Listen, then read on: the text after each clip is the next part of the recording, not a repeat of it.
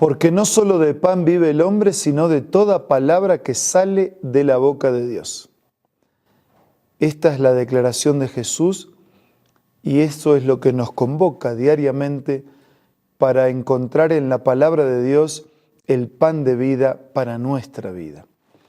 Hoy nos detenemos en San Mateo capítulo 4, pero lo hacemos con un espíritu de oración. Padre nuestro que estás en los cielos, bendícenos al meditar en tu palabra. Te lo pedimos y agradecemos en el nombre de Jesús. Amén. El capítulo 4 de San Mateo comienza con las tentaciones de Jesús. Dice que fue el Espíritu el que llevó a Jesús al desierto para que el diablo lo sometiera a la tentación. Dice que Jesús había ayunado 40 días y 40 noches buscando una intimidad más cercana con Dios, con su Padre, antes de iniciar la misión que debía desarrollar en la tierra. Por lo tanto, después de 40 días y noches, tuvo hambre. Y fue allí cuando se le acercó el tentador y le propuso: si eres el Hijo de Dios, ordena a estas piedras que se conviertan en pan. La primera tentación tenía que ver con el apetito. Tenía hambre Jesús y era el Hijo de Dios. Pero ¿por qué tendría que seguir la indicación que recibía del enemigo? ¿Cuál fue la respuesta? ¿Cómo enfrentó Jesús las tentaciones? Siempre con un escrito está. Escrito está: no solo de pan vive el hombre, sino de toda palabra que sale de la boca de Dios. Tenía hambre, necesitaba pan, pero no es solo con pan que vive el hombre. Vive de escuchar y de obedecer la palabra del Señor. Versículo 5, entonces el diablo lo llevó a una ciudad santa e hizo que se pusiera de pie sobre la parte más alta del templo y le dijo: si eres el Hijo de Dios, tírate abajo porque escrito está.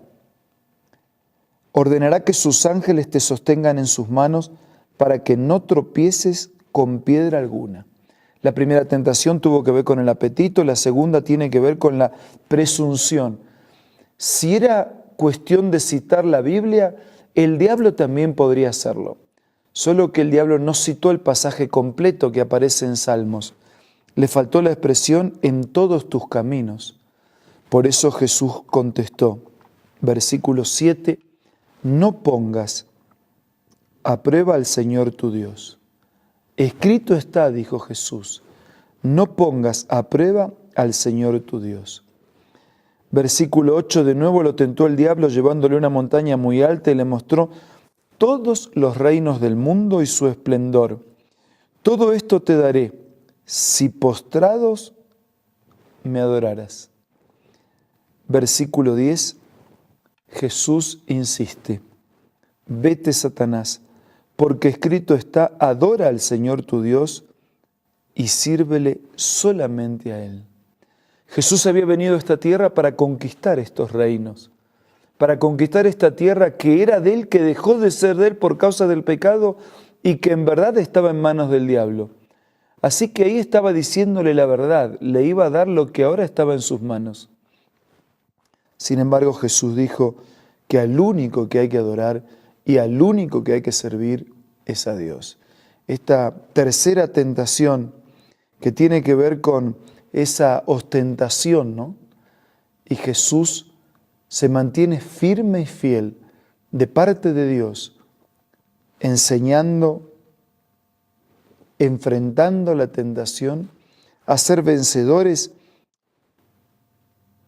adorando y sirviendo solo a Dios. Desde el versículo 12 comienza la predicación de Jesús.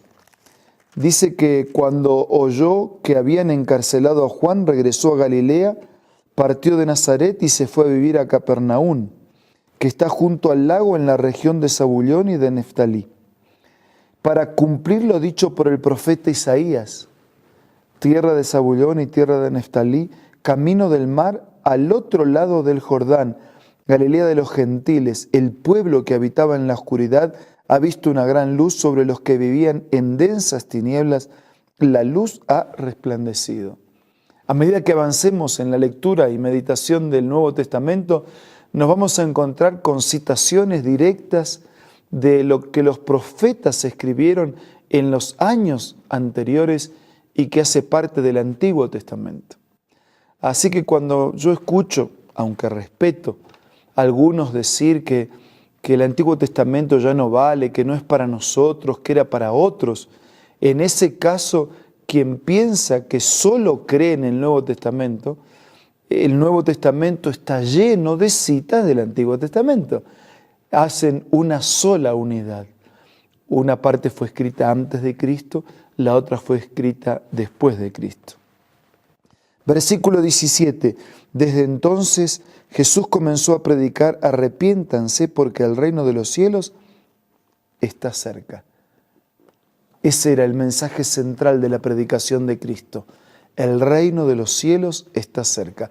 Y era el mismo mensaje de los profetas en el Antiguo Testamento. El gran día de Dios está cerca. El versículo 18 nos encontramos con la escena del llamamiento de los primeros discípulos. Mientras caminaba junto al mar de Galilea, Jesús vio a dos hermanos. Uno era Simón, llamado Pedro, el otro Andrés. Estaban echando la red al lago, pues eran pescadores. Y Jesús les dijo: vengan, síganme, y los haré pescadores de hombres. Más que pescar peces, ustedes pueden encontrar personas para el reino de Dios. Y dice la Biblia que al instante dejaron las redes y lo siguieron.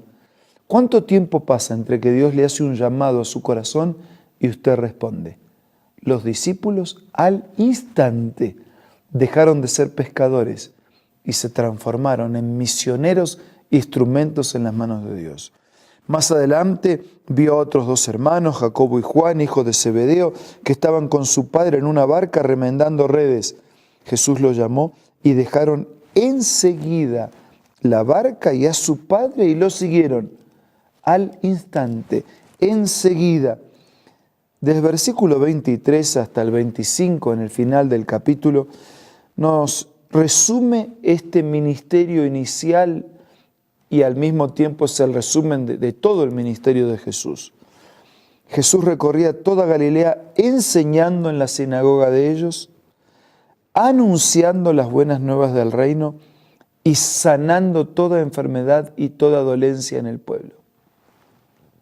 Jesús enseñaba, Jesús anunciaba las buenas nuevas, predicaba, Jesús sanaba la parte física, la parte intelectual educativa, la parte espiritual, la integralidad del ser integrada en la misión de Jesús. Su fama se extendía por toda Siria y le llevaban todos los que padecían de diversas enfermedades, los que sufrían dolores graves, los endemoniados, los epilépticos, los paralíticos, y los sanaba. Y los seguía grandes multitudes de Galilea, Decápolis, Jerusalén, Judea y de la región al otro lado del Jordán. Sí, aquí ya estamos en un ministerio activo de parte del Señor. Un ministerio que comienza ayunando, orando, buscando a Dios para que el Padre lo dirija en la misión que tenía que cumplir. Un ministerio que comienza juntando personas y armando un equipo de trabajo, liderados espiritual y misioneramente para cumplir un propósito. Un ministerio que se desarrolla centralizado en el anuncio del reino de Dios que está próximo a llegar. Y un ministerio que se ejemplifica en esos tres pilares: enseñar, predicar y sanar. Todo eso hizo Jesús y todo eso hace para salvar y rescatar a sus hijos. Hoy podemos agradecer a Dios por la vida, por el ministerio, por la encarnación de Jesús. Y podemos permitirle a ese Jesús que llegue a nuestra vida para enseñarnos, que llegue a nuestra vida para anunciarnos el reino y que llegue a nuestra vida para sanar toda dolencia. Que su corazón sea un templo donde este Jesús pueda vivir y morar permanentemente. Ahora vamos a hablar con Dios a través de la oración.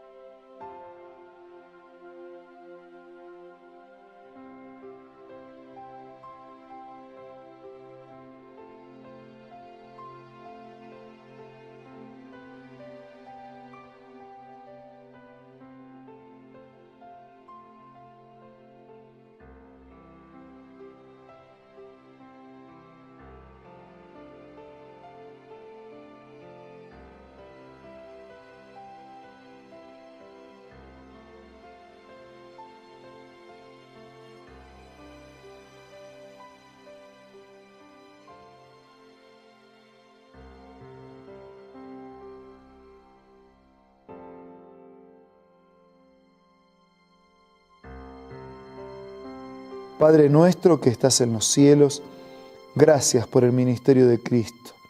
Gracias por el ejemplo en su ayuno, en su comunión contigo, en la búsqueda de poder. Gracias por armar un equipo de trabajo liderado espiritualmente y enfocado en la misión. Gracias por cuidar de todos, por recorrer todos los lugares y a través de lo que enseñaba, a través de lo que predicaba y a través de lo que sanaba, llevar a las personas la buena noticia de que tu reino se ha acercado. Te pedimos que Jesús pueda reinar supremo en nuestra vida y nuestra vida sea un templo para su morada permanente. Todo te pido y te agradezco en el nombre de Jesús. Amén. Muchas gracias por su compañía. Nos reencontramos mañana para seguir siendo reavivados por su palabra.